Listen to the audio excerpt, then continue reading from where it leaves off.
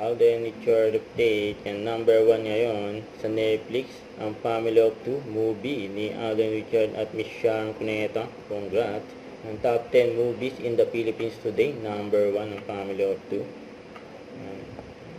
Pangalawang araw pa lang yan sa Netflix. Grabe yun. Congrats! And sa post ng fans ni Alden, ang sabi, noong Oscar event, I asked Alden Richard about it.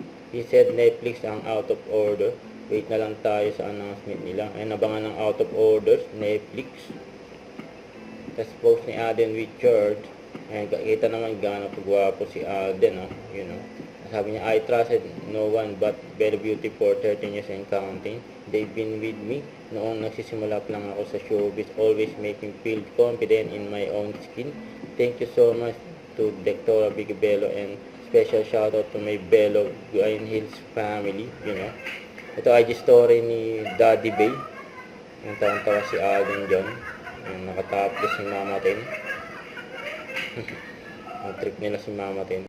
Huwag kalimutan mag-subscribe, click ang notification bell for more update. Ito po ang Richard Reaction Vlog. Bye guys, team for watching.